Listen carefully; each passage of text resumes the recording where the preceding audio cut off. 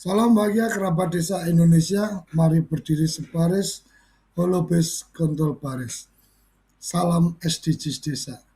Pagi ini kita akan memulai pekan ini dengan mendiskusikan tentang sebuah temuan atau cara panen yang dilakukan oleh teman-teman dari BMP Tani Jaya Lampung. BMP itu Badan Usaha Panen Rayanya, kemudian terbukti ada hasil yang luar biasa. 66% dari gabah menjadi beras, dan kemudian menurut menurut teman-teman ini sesuatu yang luar biasa, sesuatu yang menarik, sehingga kita mencoba untuk kita bawa dalam forum sarapan SDGs pagi ini. Selamat pagi Mas Bari. Selamat pagi Pak Koco. Ya, ini sudah bergabung juga Pak Guritno Suryo di Broto. Podo-podo Suryo ini. Suka kejang Pak Guritno. Kang Enjing, Cacayonya. Assalamualaikum. Waalaikumsalam, Subhanallah, ini berkenan bergabung. Ada Mas Arif, ada Prof. Yoyon juga sudah bergabung, penasihat Menteri Desa. Pagi Mas Arif, Prof. Yoyon. Pagi, Sedoyo. Selamat pagi. Selamat pagi semuanya. Ada Sekdes kita, Mas Sugeng, yang selalu mengikuti. Ini Sekdes Melinjon, Jawa Timur juga ikut bergabung. Selamat pagi, luar biasa. Kita akan mencoba untuk mendiskusikan atau mendengar, mungkin lebih pada mendengar apa yang sudah dikerjakan oleh BMP Tani Jaya. Monggo Mas Bari bisa berbagi cerita tentang ide untuk panen panen kering di Batang. Yang menarik menurut saya ada semangat tentang penggunaan pupuk organik, kemudian bagaimana pola panen seperti itu kemudian juga bisa menghindari untuk kemudian mendapatkan harga yang tidak baik karena ada panen raya, dan biasanya para pedagang dan seterusnya pada saat panen raya pasti kemudian berusaha untuk mendapatkan harga yang murah dari petani. Silakan Mas Bari. Assalamualaikum warahmatullahi wabarakatuh. Salam. Matur nuwun atas pun Pak Sukoto. Niki kula langsung mawon. Kenapa saya punya gagasan atau ide-ide istilahnya kok bisa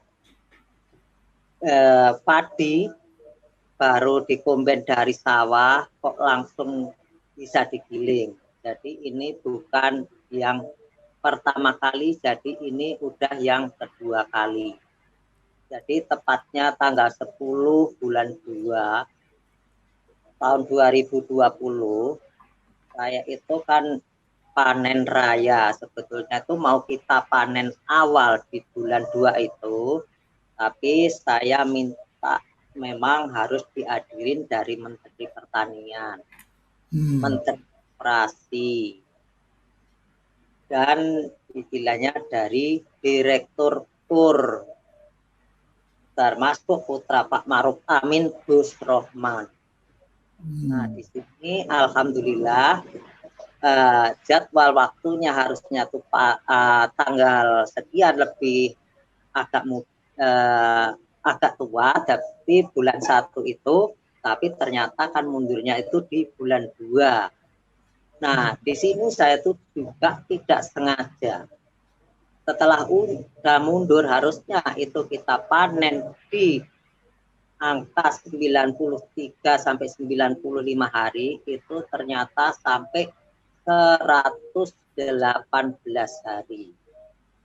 Nah, itu setelah udah kita amati, kita pahami, ternyata sampai umur 118 hari kok tidak teklok, tidak rontok. Baru kita ingat-ingat, ini kemarin itu apa yang kita kasihkan, kita lakukan itu apa gitu. Nah ternyata resepnya itu juga saya itu mulai tahun 2019 itu agak seneng gendongin tank. Jadi 2018-19 itu memang kita coba mau kita galakkan organik, kita coba seperempat, kadang-kadang seminggu itu bisa 3 kali untuk gendong tank itu. Masalahnya ini kita semprot ini kok ternyata hama itu masih ada. Nah itu saya juga nggak kepengen istilahnya nggak mau panen, jadi harus kita belikan obat ini.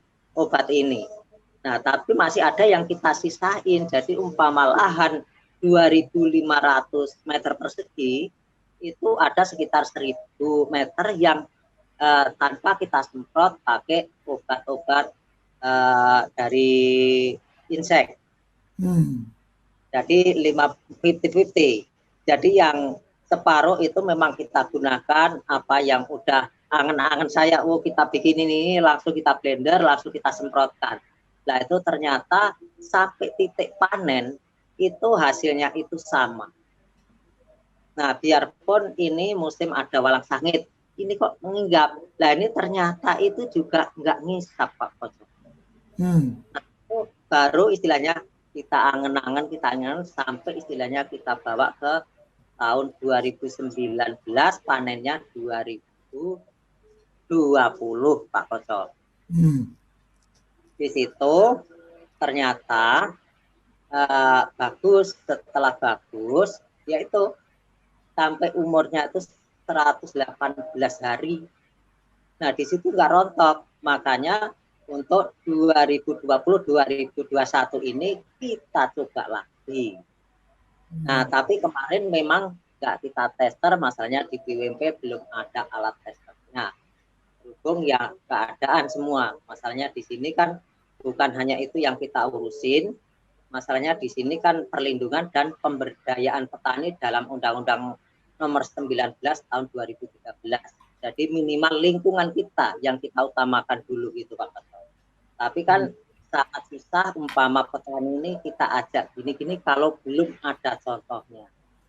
Jadi sampai detik kemarin itu pun petani yang langsung dikasih tahu, padahal di sini udah digiling, itu kan langsung pagi itu ada yang tak suruh mupuk jagung, ada yang tak suruh nyemprot jagung. Nah dia tuh cerita, dia tuh nggak percaya. Nah setelah nggak percaya, langsung dia itu petani itu langsung ke sini Pak. Nah langsung tak kasih tahu lah ini contoh berasnya. Nah ini tapi belum kita coba lagi. Kalau rasanya tanya aja yang udah merasakan kemarin. Nah saya ini masih ada nasinya, kalau mau rasain. Nah setelah itu dia ngerasain, langsung kita kasih sedikit berasnya. Nah ini nanti sampai di rumah dicoba 50%, yang 50% jangan dimasak. Ini nanti kekuatan itu berapa bulan?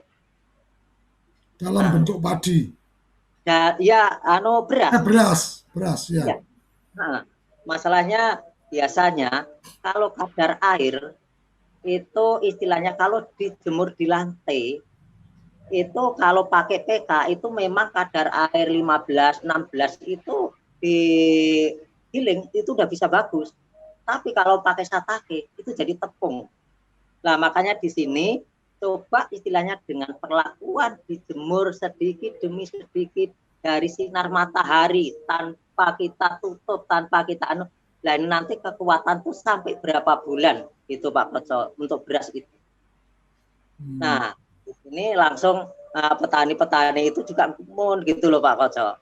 Nah itu mudengnya orang-orang itu kan gini. Jadi di komben itu langsung udah keluar beras gitu, nggak mungkin Nah langsung istilahnya biasinan itu untuk udur-uduran sama petani-petani itu.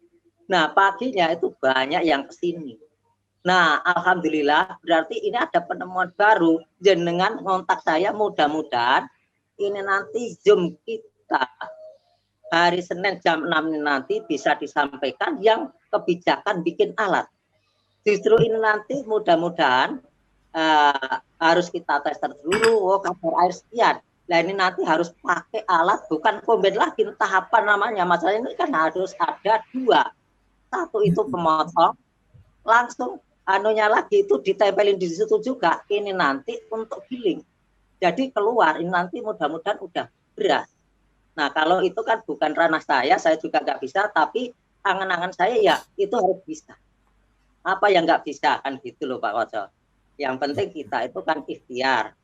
Nah makanya di sini memang kemarin itu dengan terbatasnya alat Pak Koco, jadi kita hari Jumat sore itu memang udah kita coba alat komben bantuan dari BI itu ke Gaputan, bukan ke kelompok Tani Jaya.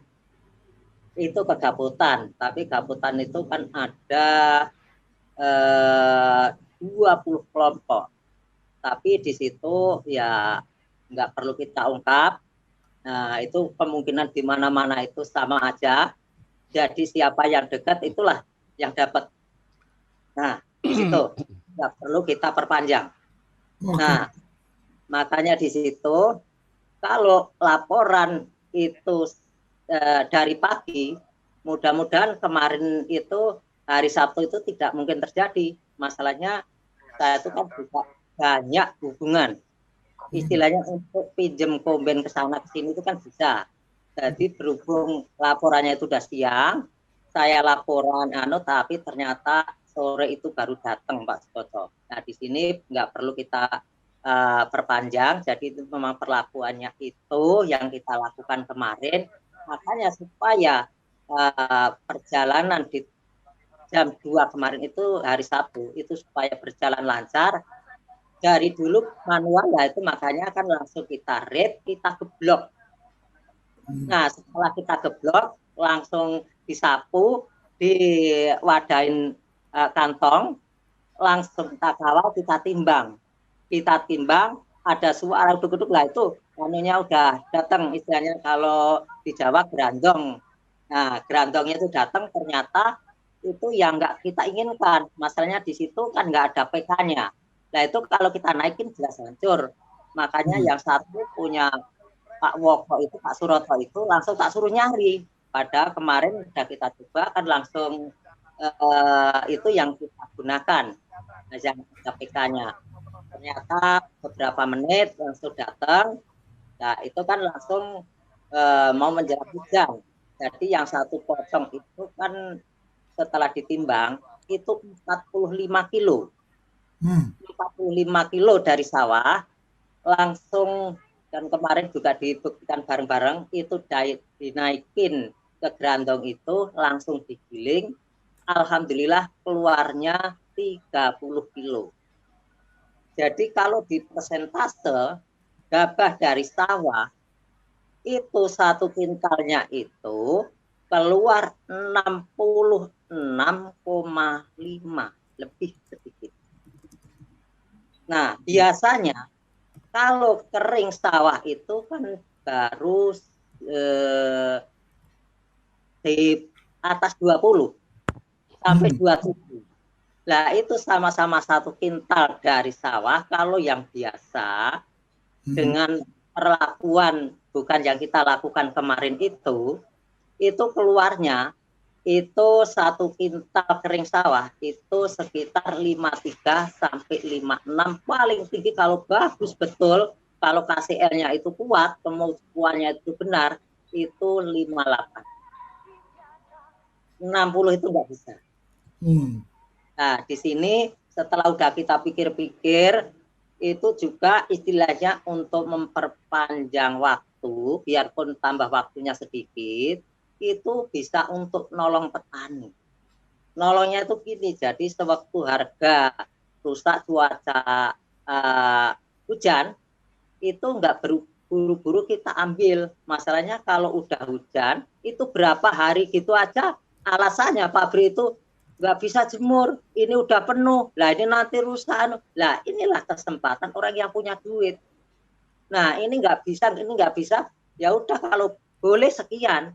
Nah, ujung-ujungan petani lagi. Nah, makanya saya berminat pemberdayaan petani ini loh, Pak Koco. Nah, makanya untuk pemberdayaan saya mau beli gabahnya, saya modalnya alhamdulillah juga istilahnya terbatas, baru dibeli aja belum luas. Nah, ini untuk sampai menampung gabah itu belum ada. Bahkan kalau sudah ada permodalan, mudah-mudahan nanti kayaknya petani ini sudah lenggang-lenggang loh Pak Koco. Kalau istilah Oke. betul-betul makanya di sini bisa kayak istilahnya beras ini Pak Koco, dari sawah bisa langsung kita giling, itu memang ada trik-triknya. Ini paritas ini kadang-kadang umur sekian ini udah bisa. Nah, paritas ini belum tentu bisa. Oke. Nah, ini memang baru kita selami. Masalahnya alhamdulillah ini yang kita coba ini kan ada 2 hektar Pak Koco. Nah, ini ada yang udah umur sampai hari ini kan udah tanggal 12 ini Pak Koco ya. Apa Ini tanggal 12. 12 berarti ini 4 bulannya itu masih kurang 10 hari. Nah, ini masih ada. Oh, ini belum bisa kalau digiling. Nah, makanya kan istilahnya bisa, oh, Pak varietas padi ini harusnya sekian. Varietas ini harusnya umurnya sekian. Tapi mohon maaf, saya itu bukan riset loh Pak Koco. Cuman istilahnya kita amati di lapangan. Oke. Nah, sama pemupukan segala macam itu memang ini sama ini nggak boleh berbarengan Pak Koco. Masalahnya kalau bicara organik, ayo pakai organik murni. Telinga disumpetin loh Pak Koco. Masalahnya sangat susah. Lah ini harus istilahnya kita itu udah melekat dulu sama tangki itu dulu loh. Ini nggak ada yang wajibkan, tapi saya tuh perlu. Perlu apa? Oh, padi saya nanti setelah panen tuh bagus. Gitu loh Pak Koco. Nah, di sini juga nggak ada kendala. Biarpun lainnya ini nanti udah dipanen, kok ini nanti banyak burung memakan. Kalau udah tua tuh nggak mau makan Pak Koco. Kalau udah tua nggak mau makan? Nggak mau makan. Jadi burung itu makannya itu baru jebul mulai diklo itu, nah itu masih agak ada airnya itu. Itu yang seneng Pak Woso. Oh, oke, oke, oke, oke. Nah, Oke, Mas Bari, kita sudah mendapatkan gambaran kerabat desa yang mengikuti acara ini. Kalau ingin lihat seperti apa proses kemarin, hari Sabtu ada panen langsung dari sawah, kemudian digebrok karena memang kebetulan mesinnya waktu itu ada kendala untuk mesin panennya. Kemudian berat berapa digiling jadi berapa dan seterusnya, kerabat desa bisa menyaksikan di channel TV Desa, ada dokumentasinya itu di acara Kepoin Desa dengan tajuk panen padi tanpa jemur. Nah, sudah bergabung di sini ada Pak Guritno yang sepertinya jadi tempat konsultasi dan apa tempat untuk berdiskusi juga dari teman-teman BMP kalau tidak salah dari Mas Bari. Kita pengen mendengar juga ini pandangan pendapat dari Pak Guritno yang kebetulan juga pengamat di pertanian dan pengairan. Enggak Pak Guritno? Aduh.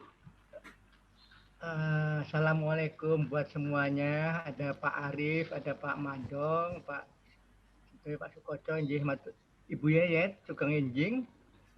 Sebenarnya saya ini bukan siapa-siapa, sungguh. Saya itu hanya pengamat.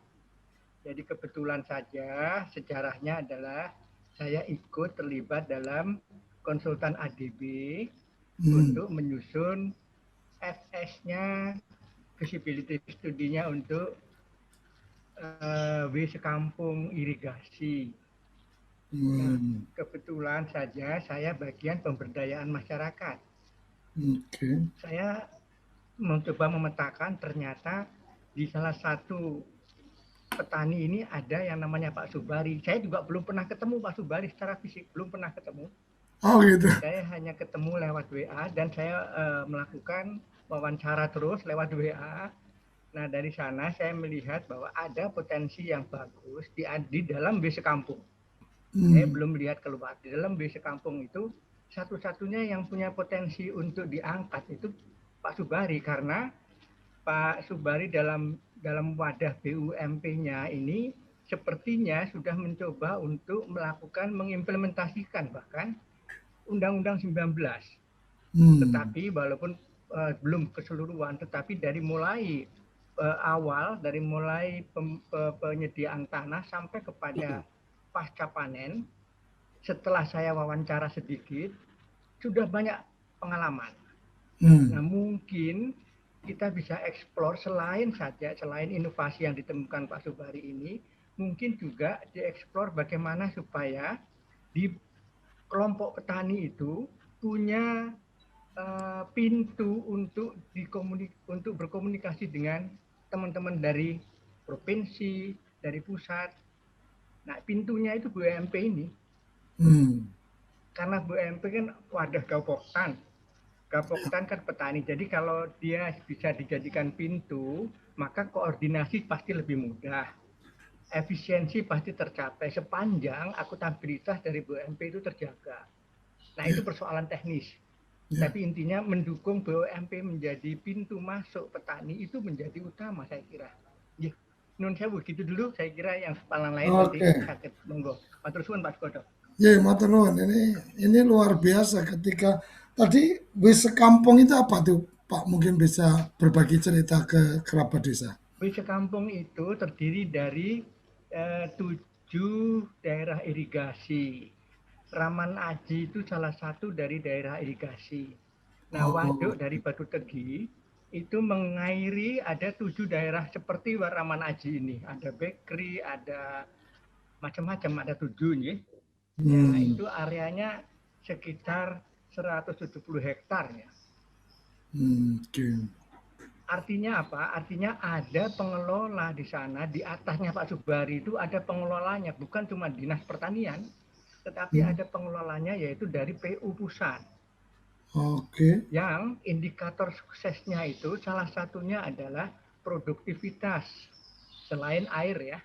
Nah, kalau itu produktivitas itu menjadi salah satu indikator, maka Pak Subari ini memberi kontribusi. Artinya mereka tahu persis bagaimana Pak Subari kerjanya dan bagaimana kita mendorong Pak Subari menjadi triggering kepada teman-teman yang lain, itu menjadi persoalan lain. Baik itu Pak. Artinya bukan sekedar berapa luasan yang bisa terairi, tetapi juga bisa dilihat berapa produktivitas dari luasan itu. Kira-kira kayak gitu ya Pak ya, untuk kemudian menjadi catatan prestasinya.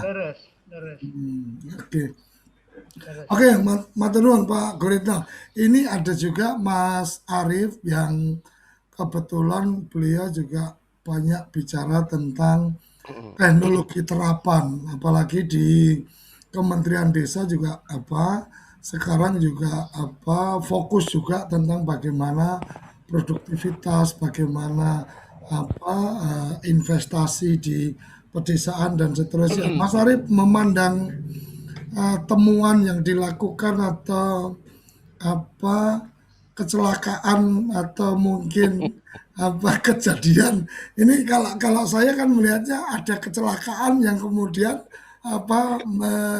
menghasilkan sesuatu.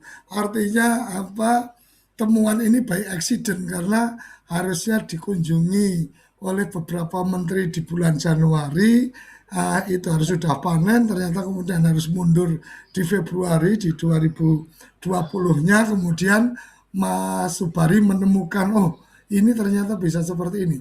Moga Mas Ari bisa memberikan pandangannya. Baik, matur nuwun. Assalamualaikum warahmatullahi wabarakatuh. Nyun sewu Pak Bari, Mas Pak Guritno. Selamat pagi, Pak Sugeng. Nyun sewu. Mohon maaf, saya kurang sependapat dengan kalimat kecelakaan karena sebenarnya ini justru saya lihat adalah kreativitas dan inovasi. Biasanya kalau kepepet itu keluar kreativitas. Biasanya kalau kepepet muncul juga itu inovasi. Hanya saja di kita itu adalah kalau ada orang yang berinovasi itu langsung dibunuh. Idenya itu langsung dibunuh, gagasannya langsung dibunuh. Nah, karena ini kan nggak biasa, nggak umum ketemu karena kepepet, karena didorong oleh keadaan.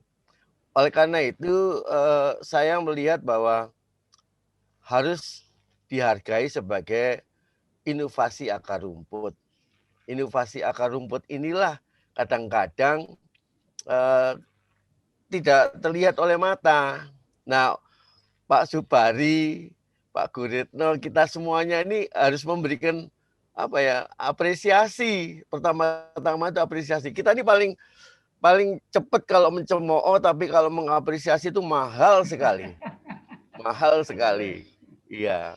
Jadi mudah-mudahan begini Pak Bari, kita sering ngobrol nanti supaya apa yang diteliti yang kemudian menghasilkan itu seringkali mendapatkan apresiasi dari yang lain. Berkenaan dengan alat, tadi Pak Subari menceritakan soal alat. Ada alat yang memang bisa mengadaptasi keadaan, tapi ada juga alat yang tidak mungkin diadaptasi. Nah itu kita bisa bawa ke LIPI Pak, LIPI Subang. Nanti bareng-bareng sama saya kita bawa ke sana, kira-kira apa yang harus dimodifikasi. Nah ilmunya teknologi tepat guna itu hanya amati, tiru, dan modifikasi. Jadi kita tidak perlu membuat sesuatu yang baru sama sekali. Apa yang sudah ada itu diadopsi dan diadaptasi, Pak. Harapannya nanti bisa menjamin apa yang Bapak lakukan itu. Hari ini Bapak barangkali disebut sebagai orang gila nomor 1 di Indonesia. Tapi suatu hari Bapak dicari-cari. Kenapa Bapak ini bisa menemukan kan gitu. Jadi nggak usah khawatir. Saya temani Pak Bari. Monggo kalau kira-kira perlu harus ke PPTTG LIPI, saya temanin. Dan memang ini yang selama ini juga tidak jarang lah menemukan orang-orang seperti Pak Subari lalu mau menemanin. Biasanya ya malah dijelontrong didorong aja.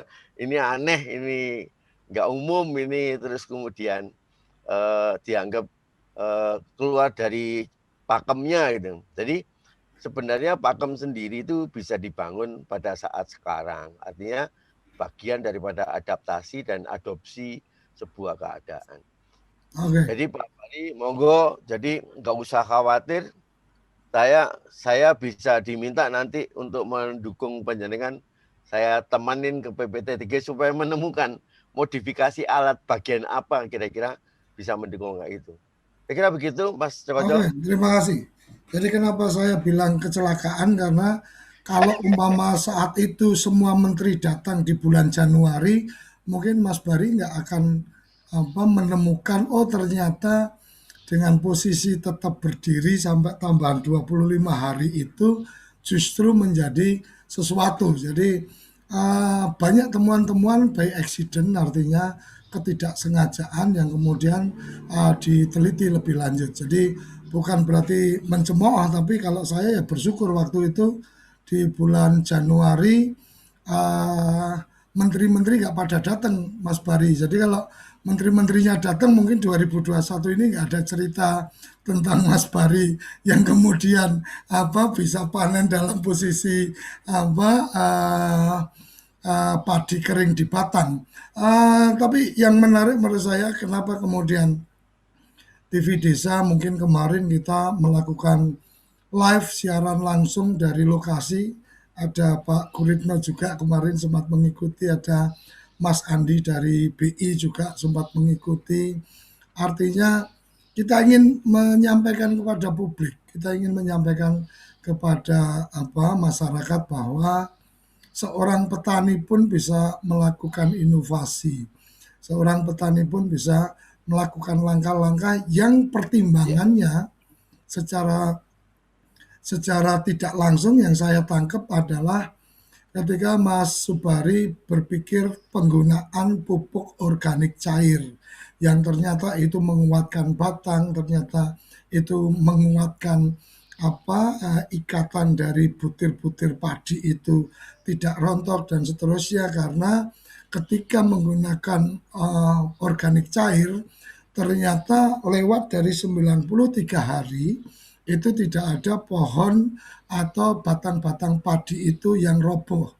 Ini kira-kira penerimaan saya seperti itu. Kemudian pada saat kemudian coba dipanen dan seterusnya, itu ternyata tingkat kekeringan sudah bisa sampai siap untuk digiling. Jadi tanpa harus dijemur, walaupun di batang kena hujan dan seterusnya, ternyata secara alami kulit padi ini benar-benar melindungi beras yang ada di dalamnya. Jadi ini yang menurut saya sesuatu yang luar biasa yang kita harapkan para pihak bisa memberikan dukungan-dukungannya dengan cara kita tunjukkan langsung dari lapangan. Kita kemarin live langsung dari Lampung, kita siaran langsung dari Lampung hampir 2 jam untuk kemudian kita melihat dari yang 45 kilo satu koli digiling menjadi 30 kilo. Ini sesuatu yang luar biasa karena 66% menjadi beras, dan saya melihat berasnya juga tidak hancur. Ini sesuatu yang luar biasa. Tinggal mencicipin berasnya aja, karena berdasarkan informasi kalau beras dengan pupuk organik itu tingkat ketahanannya lebih tinggi. Artinya ketika mungkin beras dengan pupuk kimia kadang sehari setelah dimasak dan seterusnya menjadi bau. Tetapi kalau dari beberapa literatur yang kita baca, kalau diolah secara organik itu bisa tidak menjadi busuk itu dalam waktu lebih dari 2 hari. Ini menurut saya gerakan untuk kembali ke organik dan seterusnya ini bareng-bareng dilakukan, termasuk juga ketika menunda waktu panen itu juga menunda untuk kemudian penjualan gabahnya atau penjualan berasnya. Apalagi menjual beras, kemarin Mas Andi sudah membuat kalkulasi kalau petani langsung bisa menjual beras, menyimpannya juga lebih bagus karena organik, maka kemudian waktu jualnya itu bisa ditentukan sendiri oleh petani pada saat harga sedang bagus. Ini yang menurut saya sangat menarik, dan kita berharap di forum ini ada satu supporting dari para pihak. Ada juga bergabung Mas Supratman yang kemarin juga ada di forum, ada Mas Marto juga dan seterusnya. Mas Bari, ada yang ingin ditambahkan? Waktu kita memang tidak banyak, tapi setidaknya di sini kita bisa bertemu dengan para pihak. Ada Mas Arif yang memang konsentrasinya di teknologi tepat guna, ada Prof. Yoyon yang juga mungkin bisa bisik-bisik ke Pak Menteri supaya Gus Menteri supaya ini menjadi model tentang bagaimana pengembangan pertanian. Monggo Mas Bari, kalau masih ada yang ditambahkan. Turun masih ada tambahan dikit lagi, sebetulnya ada yang masih kita simpen.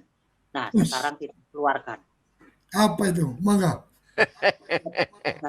Kalau ini kan jelas istilahnya kita buktikan dari sawah langsung bisa digiling.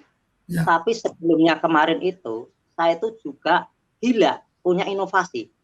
Nah, sebelum Pak Dirjen bisa datang ke sini, jadi saya itu sudah bikin alat tanam tapi manual. Jadi begitu tarik ngelobang, gabah jatuh, pupuk organik nutup. Nah ini hasilnya sangat luar biasa. Nah ini bisa meningkatkan hasilnya petani. Tapi alhamdulillah responnya itu berhubung saya itu manual, masih ditarik dengan manusia. Kadang-kadang yang narik itu orang 2, orang 3. Bilangnya ini mesin-mesin. Nah, saya itu kan nggak ada modal untuk ke situ. Jadi, alhamdulillah tadi sama Pak siapa itu udah mau ditemenin, diantar, dan nanti sekaligus untuk perakitan alat tanam itu juga supaya bisa meningkatkan hasilnya petani, Pak Koco. Kalau itu kan yang kemarin baru istilahnya saya itu bisa tanam kayak gini, perlakuan ini, biarpun belum kita paparkan, nah di sini bisa langsung kita giling. Nah, itu Pak Koco. Nah, mudah-mudahan bisa didengar dengan Pak Suwandi. Jadi sampai sekarang belum ada responnya sama sekali dari Menteri Pertanian.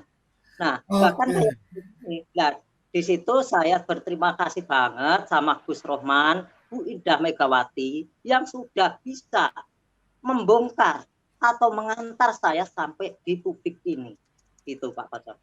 Oke, matur nuwun. Mas Pratman, masih ada yang ingin ditambahkan? Ini salah satu penggeraknya di badan usaha milik petani. Jadi menarik ini, di desa itu ada badan usaha milik petani, amanat Undang-Undang 19, amanat Undang-Undang nomor 6 2014, Undang-Undang desa itu ada badan usaha milik desa.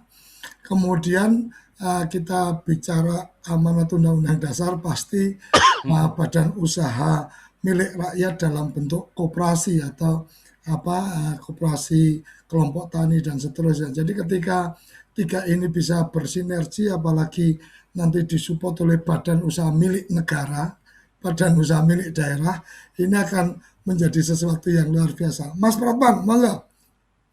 Assalamualaikum Pak Sukoco dan Waalaikumsalam. Sedaya mawon, matur suwun. Sesuatu yang alhamdulillah boten kula nyono-nyono ini di Raman Utara, di Raman Aji, di BUMP Tani Jaya bisa mendapat perhatian luar biasa dari para pihak. Insya Allah ini nambah semangat kami Pak Koco. Jadi kebetulan selama ini ya kami bekerja karena kami peduli, karena lingkungan kami semuanya petani, 95% lingkungan kami petani. Jadi manakala ada yang sifatnya untuk meningkatkan kesejahteraan petani, kami memang berusaha semaksimal mungkin. Tapi karena kami masih berdiri sendiri, BUMP ini ya kemampuan kami terbatas Pak Koco. Jadi yang jelas yang kami tahu selama ini petani hanya sebagai objek dimanfaatkan, terutama pihak-pihak ketiga yang selalu memanfaatkan kelemahan petani Pak Koco.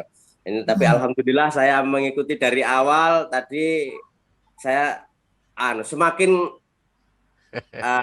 semangat ya. Jadi mudah-mudahan ini memang perhatian pemerintah yang selama ini memang sudah mulai banyak ke petani, ini benar-benar sampai betul ke petani itu tanpa ada embel-embel apa-apa gitu. Mudah-mudahan nanti perhatian lewat TV desa ini ke BUMP lebih banyak lagi. Terus kami tidak banyak meminta apa-apa, kami minta supportnya. Mudah-mudahan BUMP ini tetap eksis untuk membantu petani, karena banyak sekali orang yang memanfaatkan petani hanya pada saat-saat tertentu yang mempunyai keuntungan, artinya mempunyai margin untuk mereka, tapi manakala petani ini sedang terpuruk, mereka justru lari sendiri-sendiri. Nah, saat inilah tepat saatnya Pak Koco. Jadi kami yang selama ini jadi bulan-bulanan ini biar enggak lagi gitu petani ini. Panen katanya suruh meningkatkan produksi meningkat, waktunya panen alasannya ABCD yang membuat harga jual produk petani ini hancur luar biasa. Ini awal-awal musim panen ini luar biasa Pak Koco. Jadi ini mudah-mudahan ini inovasi Pak Bari di BUMP kami ini bisa menjadi jalan keluar, minimal solusi lah. Jangan sampai kita itu selamanya jadi objek Pak Koco. Itu Pak Koco. Terima kasih. Terima kasih. Jadi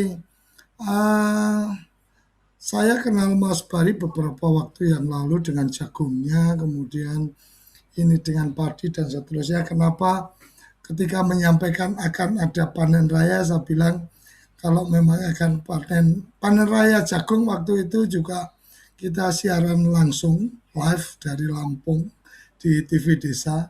Yang kemarin memang membuat saya kaget, surprise adalah tentang panen dalam posisi padi kering di pohon, di batang ini yang Mursa luar biasa, sehingga saya bilang, Mas ada agendanya kapan, ayo kita siapkan, bahkan ketika sudah ditentukan harinya dan seterusnya kita siapkan betul, walaupun mungkin secara teknis sama-sama ada kendala dari Mas Bari. Di kita juga kebetulan secara teknis jam 2 sampai jam berapa itu ada kendala tim kita, sehingga tapi efektif, menunjukkan bahwa ada proses panen dari kering di batang dan langsung digiling itu bisa terdokumentasi. Nah, ini yang mungkin bisa menjadi modal juga untuk Mas Bari, Mas Pratman, dan teman-teman di BUMP untuk kemudian bisa diberikan linknya. Ini loh, kami siaran langsung. Jadi ibarat kata tidak sekedar cerita, tetapi kemudian memang ada gambarnya, ada videonya yang itu kita kerjakan. Sudah bergabung bersama kita yang punya ruangan ini, Pak Kapus Datin. Jadi data Kapus Datin, saya sih berharap bahwa data atau informasi dari desa, ya salah satunya adalah terobosan-terobosan inovasi dari teman-teman petani yang bergabung di Badan Usaha Milik Petani ini bisa kemudian dilirik atau kemudian mendapat perhatian. Saya yakin kalau Mas Bari sebagai Ketua BUMP menghubungi kementerian atau menghubungi Pak Menteri Pertanian itu nilainya beda ketika Gus Menteri Desa yang menghubungi Menteri Pertanian, kan kira-kira seperti itu. Ketika Pak Guritno atau Mas Arief atau Surya Koco yang bertelepon ke Menteri Pertanian, pasti nilainya beda dengan kalau Gus Menteri yang langsung, ini tolong diperhatikan teman-teman dari BUMP, kan kira-kira gitu. Oke, kita mesti jeda sesaat dan setelah itu kita akan mencoba mendengar apresiasi dan komitmen dukungan dari Kapus Datin kita untuk temuan dari teman-teman BUMP di Tanijaya. Jangan kemana-mana, tetap di Sarapan SDGs Desa. Kita akan kembali setelah yang satu ini. Kembali ke Sarapan SDGs Desa. Ini acaranya Gus Ivan untuk belanja inovasi. Ada juga belanja masalah. Hari ini belanja inovasi, Gus.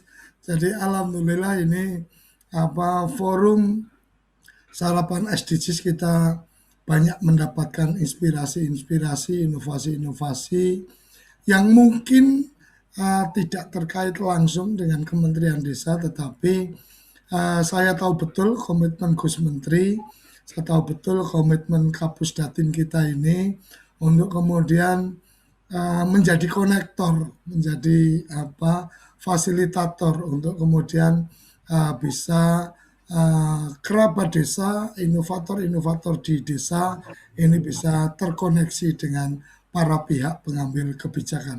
Silakan Gus Ivan bisa memberikan respon apresiasi dan komitmennya untuk Mas Bari dan teman-teman. Terima kasih Gus Koco, Pak Bari dan teman-teman juga kerabat desa sekalian. Jadi saya ingat sejak tahun 90-an itu ada tulisan almarhum Pak Sayogyo, Modernization Without Development itu, yang melihat bagaimana modernisasi pertanian itu kok masih belum meningkatkan kesejahteraan petani gitu. Salah satu yang diusulkan oleh Pak Sayogyo waktu itu adalah membuat badan usaha milik buruh tani waktu itu. Badan usaha di antara buruh tani. Yang dimaksud dengan buruh tani itu ya termasuk petani tapi yang burem begitu waktu itu. Nah, kalau sekarang ada badan usaha milik petani ya, saya kira itu satu semangat yang ya dari tahun 70 ke sekarang sudah hampir 40 tahun, hampir 50 tahun. Jadi senang sekali akhirnya bisa bertemu.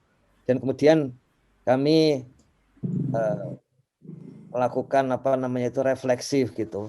Pada waktu itu, pada saat seorang petani di Aceh yang kebetulan pengurus BUMDes itu, kemudian mendapatkan masalah hanya persoalan sertifikasi benihnya gitu ya. Betul yang disampaikan Gus Koco itu.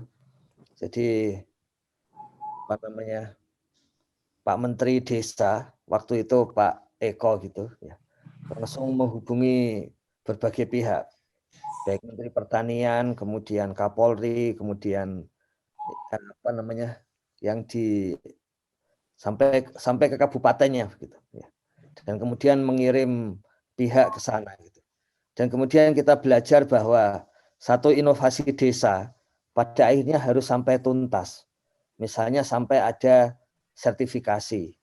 Kalau kemudian memang harus ada usahanya, maka harus kita kawal sampai ke BKPM gitu. Untuk saat ini misalnya sudah ada kerjasama BKPM dengan Kementerian Desa supaya, tapi kalau ini BUMDes yang registrasi itu semuanya ada di Kementerian Desa, tapi kemudian didaftarkan otomatis ke Kemenkumham dan BKPM gitu. Jadi itu hal yang titik-titik di mana kita akan mulai bekerja ke masa depan. Nah, untuk inovasi-inovasi seperti yang dilakukan atau yang dikembangkan oleh para petani ini, ya. Ini bagi kami itu satu data yang menarik dan itu dibutuhkan oleh desa. Ya. Buktinya sebetulnya mudah, yaitu bahwa sejak tahun kita yakin sejak awal dana desa, cuma karena datanya baru ada di tahun 2000. Itu ternyata desa itu sudah berani membeli inovasi dari pihak manapun. Ya. Desa berani membeli inovasi dan kenaikannya tinggi. Baik jumlah desa yang membeli, jenis inovasinya, ya, maupun nilai inovasinya. Misalnya dari tahun 2018 ke 2019 itu yang membeli inovasi dari belasan desa, sekitar 11 desa, menjadi 30-an lebih desa. Dengan jumlah inovasi yang dibeli itu dari 30.000 menjadi 70 ribuan inovasi yang dibeli desa. Jadi sangat banyak dan desa sudah punya dana untuk melakukan itu gitu. Tentu saja di samping desa adalah petani ya gitu. Dan memang posisi dari Kementerian Desa itu main mikro ya. Dan yang dilihat itu memang warga desa satu persatu yang diantaranya adalah petani. Tidak, ya tentu saja tentu saja penting untuk mempertimbangkan pertumbuhan ya. Tapi lebih penting lagi mempertimbangkan kesejahteraan dari warga desa itu sendiri. Jadi inovasi akan digunakan untuk mempercepat kesejahteraan warga desa. Yang di sini kalau inovasinya pertanian tentu saja kesejahteraan para petani gitu.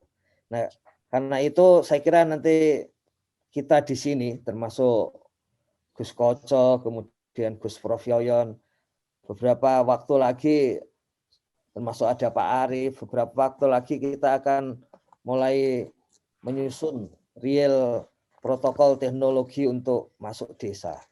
Yang di situ akan mempermudah. Ya, pertama kita akan menggunakan seperti yang disampaikan oleh Gus Koco tadi, seandainya yang menelpon Kemendes untuk desa, mungkin hasilnya beda. Jadi kita akan menggunakan kuasa otoritas ini untuk menyusun protokol teknologi masuk desa.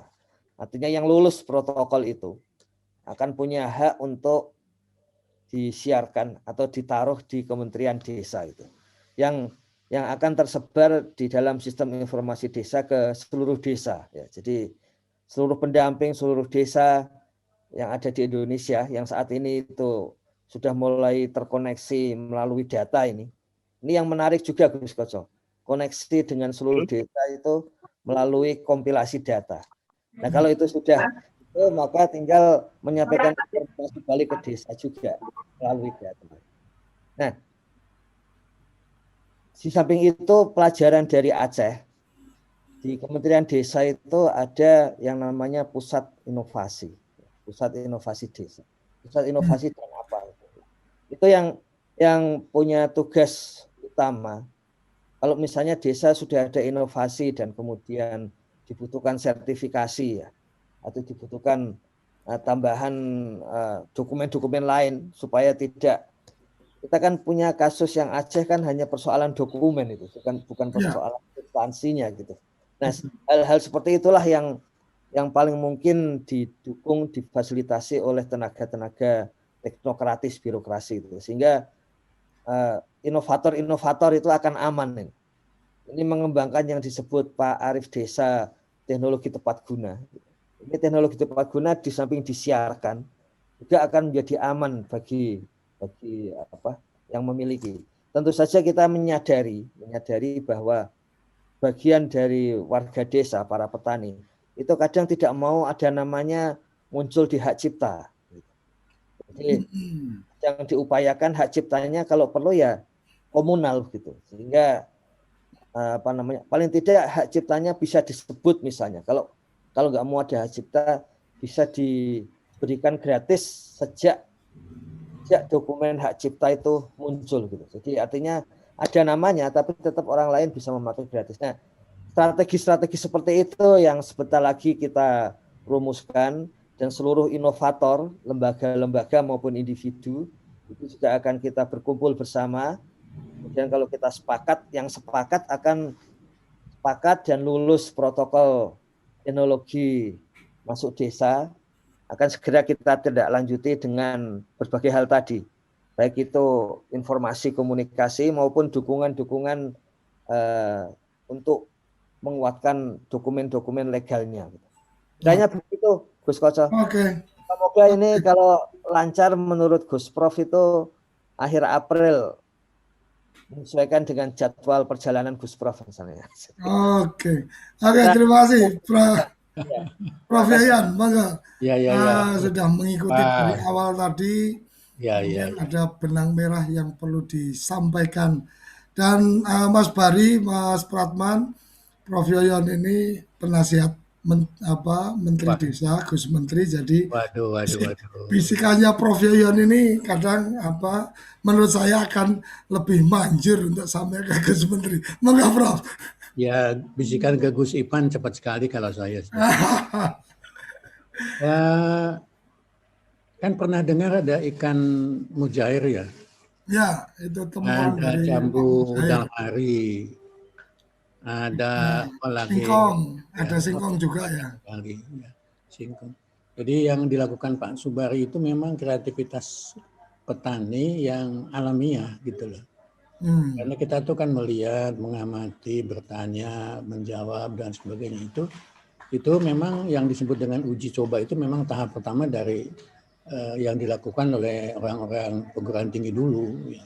Cuman sekarang kan sudah lebih ilmiah, ya, jadi ada teorinya. Jadi yang dilakukan Pak Subari itu kalau tadi saya dengarkan itu ada teorinya, ada teori dari kok gagal, kalau gagal karena ini, kurang begini karena ini. Ya, itu cuma tidak dibingkai oleh satu teori yang seperti orang-orang perguruan tinggi yang ahli dalam teori. Ya. Tapi temuan-temuan seperti ini justru ini yang alamiah, natural ya. Ya kayak kembali ke abad-abad tempo dulu waktu kita para ilmuwan dulu di tahap-tahap awal, ya, yang disebut dengan uji coba gagal, dan sebagainya. Ya, dan ini sangat alami. Dan dalam kehidupan petani sudah sering diketemukan yang begitu itu. Ya, tadi yang saya sebut itu ada ikan mujair, ada jambu dalhari, ada durian siapa lagi dan sebagainya. Jadi memang sangat betul. Nah, kalau soal pengakuan itu kadang-kadang ada aspek lain. Ya. Teman-teman di kampus itu menghasilkan temuan yang ada pengasapan, ada herbal, ada macam-macam, ada tes gula darah gitu loh. Tapi kalau sudah masuk produksi itu pesaing besar tuh nggak mau itu menjadi kompetitornya tuh nggak mau. Jadi terpaksa begitu. Jamu-jamu herbal tradisional kita juga ya sekarang malah dalam proses pengilmiahan itu, sedang diilmiahkan oleh teman-teman farmasi di perguruan tinggi. Ya. Ada itu brotowali, ada jahe merah, ya Pak Arief itu ada macam-macam lah, itu sedang proses ilmiah. Padahal kita sudah menggunakannya bertahun-tahun Cuman memang dari segi dosis saya kira selalu dimasalahkan. Ya, jangan terlalu banyak, jangan kurang dan sebagainya. Nah, jadi saya apresiasi Pak Subari itu ya, yang tadi saya melihat meskipun naiknya itu sekitar 5-10 kg, tapi itu sudah satu hal yang luar biasa. Dari sekitar 56 kilo sampai kemudian 66 dan sebagainya itu sudah menambah nilai tambahnya begitu. Dan pembelajaran ini saya kira tadi ya. Kemudian soal badan usaha milik tani ya sebetulnya kalau kita melihat sejarah itu yang namanya BRI itu ya punya rakyat itu. Orang namanya Jabang Rakyat Indonesia. Pada waktu kakeknya Pak Prabowo ya, Partono Djoyo Hadikusumo mendirikan BRI. Itu kan memang pada waktu itu untuk menyelamatkan ekonomi rakyat. Nah, cuman sekarang menjadi beda lagi. Jadi unit-unit usaha di desa itu saya kira perlu dilestarikan. Cuman memang ada beberapa catatan ya.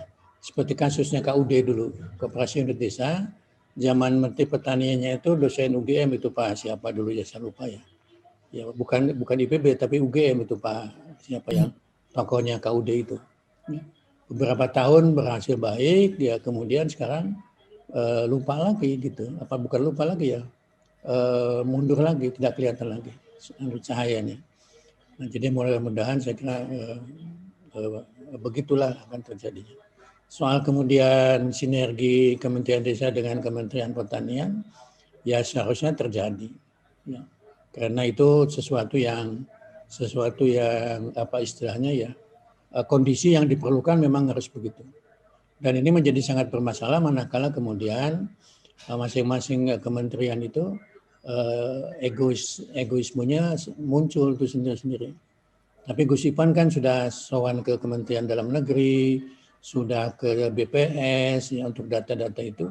Mungkin juga suatu saat ke Kementerian Pertanian juga perlu. Kementerian Tenaga Kerja juga saya kira perlu. Ya, cuman yang saya selalu prihatin dengan petani itu, mengapa ya rumusnya itu kok pas kita panen raya kok pas import gitu loh. Ya. Kadang-kadang gitu ya. Itu kemarin Isu ya, bukan ya. Nah, kemarin sudah diklarifikasi bahwa tidak ya. melakukan impor sampai Juli. Cuma pedagang biasanya sudah memanfaatkan itu untuk bisa menekan harga dari petani. Ya itu sajalah permainan diksi saja saya kira begitu. Ya betul. Cuman yang saya sedangkan tadi itu sejarah petani di Indonesia itu seperti harga beras itu kan ada dipatok maksimalnya itu. Ya Gus Ipan ya. Ada patokan maksimalnya itu. Harga minimal gabah kering biasanya ya, dari Bulog. Ya, artinya kan tidak dibebaskan bagaimana pasar mau gitu lah. Tapi saya tidak tahu, saya bukan ahli ekonomi pertanian. Ya, tapi yang paling sangat jelas itu Pak Subari ya tadi kalau nasinya itu enak ya nggak ada masalah gitu. Betul ya Pak Subari ya. Nasinya enak itu dengan cara seperti itu petani apalagi dengan produksinya meningkat kan enjoy saja begitu ya. Jadi memang begitulah ya. Saya itu pernah mendengar Pak Guritno ini loh. Pak Guritno wonten pundi jenengan Pak dulunya?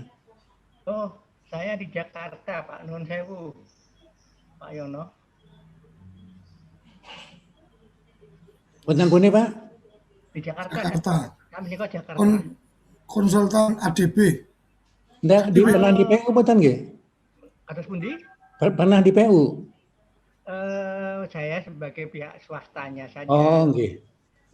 Ya, saya pernah mendengar juga soalnya nggih. JNJ matur suwun Pak. Monggo. JNJ matur suwun nggih. Ya, karena memang LSM luar negeri itu sangat concern sekali terhadap pertanian itu. Dulu Gus Ipan mungkin masih ingat itu ada lulusan IPB apa ya? Punya pusat pengembangan petani di Jakarta itu. Saya lupa lah yang nama yayasannya ya. Ada majalahnya, ada macam-macam itu saya lupa itu ya. Itu catatan saya Gus Kaca matur. Terima kasih ini ketemu Gus Ipan ini. Kelihatannya beliau dari satu tempat yang sinyalnya agak kurang baik biasanya begitu ya. Biasanya gitu.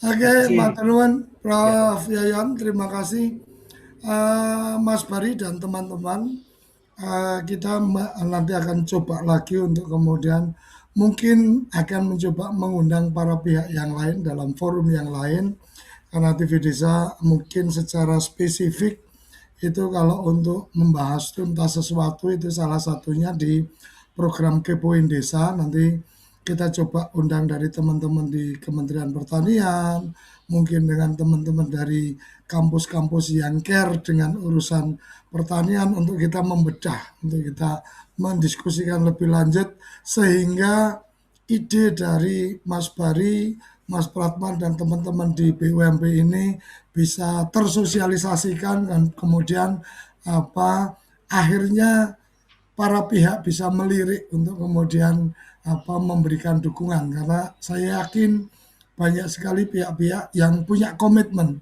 untuk membantu petani, cuma mungkin ada juga para pihak yang belum ketemu harus berkomunikasi dengan siapa, salah satunya dengan BMP Tani Jaya. Matur nuwun Pak Guritno sudah berkenan bergabung, Mas Ari, Prof Yayan, Mbak Gusifan, Mbak Yayat, kemudian teman-teman yang selalu mengikuti, Mas Sugeng dan yang lain-lain, terima kasih. Mas Narto juga, ada Koptan ini juga, dan teman-teman yang mengikuti setia di channel YouTube, ada Mas Diono, ada Geni Langit, Mas Cokro Yudo dan lain-lain dan yang lainnya. Terima kasih apresiasi antusiasnya di acara SDGs Desa.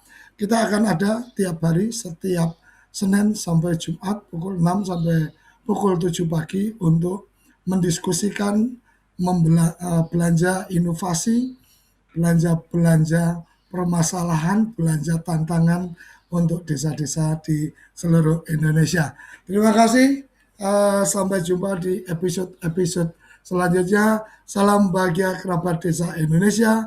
Salam berdiri sebaris, ulubis kuntul baris. Salam SDGs Desa. Sampai jumpa.